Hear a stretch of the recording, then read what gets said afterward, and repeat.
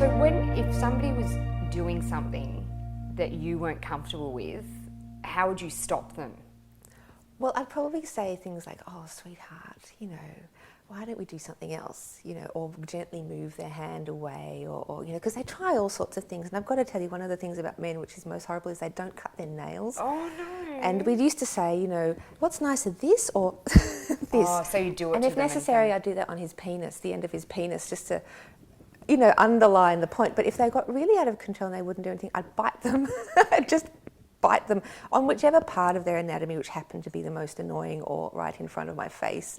So if they tried to kiss me and I'd ask them not to kiss and they stuck their goozy old tongue in my mouth, I just bite as hard as possible. It's amazingly difficult to bite someone else's tongue really hard. Yeah, it would be a bit slimy and... It was muscle. It kind of bounces back. So I bit tongues, I bit nipples, I bit penises, like whatever it took. So if you bite... They didn't seem to notice enough. I think they thought it was kinky and I was getting really into it. I'm like, no, this is a biting situation. Unbelievable. Were there many times you had to do that with your clients? Oh, they were. And look, I work Friday and Saturday nights, which are like the jungle times. Right. So as the night goes on, men come in more drunk, more out of control, have had more coke. They're with their mates, more big groups of guys all showing off to each other. And they've got so much more to prove. And really one of the nicest things sometimes, but usually one of the hardest gigs, was when you had a group of guys who wanted to go into a room together. Men and you would like to do this. They like to have sex with, in front of each other. It's sociable.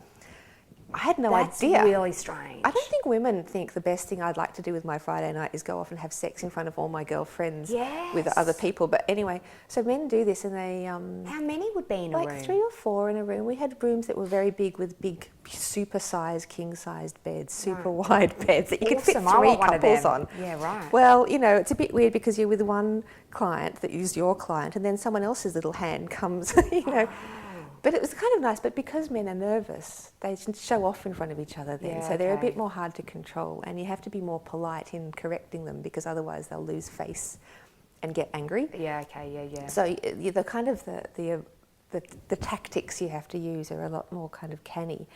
But of course you get tireder and tireder as the night goes on yourself, so your patience wears thin and of course you're getting sore and tired and cranky and all these men and then someone with their great big long fingernail that you didn't expect or they hadn't paid for, and in fact that's really not on anyway.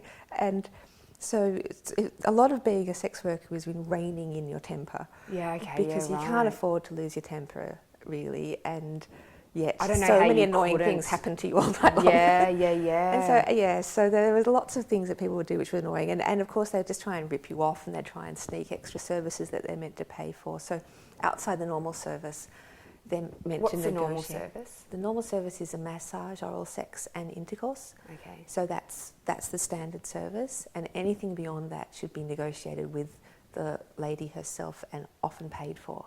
Prior.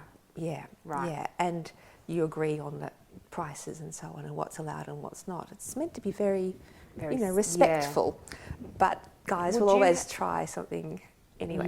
Yeah, get away with a little extra. Yes, and then trying to enforce a way to make them pay in retrospect is really tricky. So. Oh yeah, it would be. And would you have different prices than the other women that were in the brothel as well? Yes, well this is where it gets a bit free market. Right. It's very modern because, yes, every woman could set her own prices for the fantasies, extra services. So some people would say, I kiss and I don't charge for it. Other people would say, I never kiss. Some people would say, I will kiss you, but I'll charge you $100 for the privilege. Right. Things like anal sex, and sometimes women would charge if men wanted to give them oral sex. Right. It's all, it's really up to you what you want to do and where your boundaries are.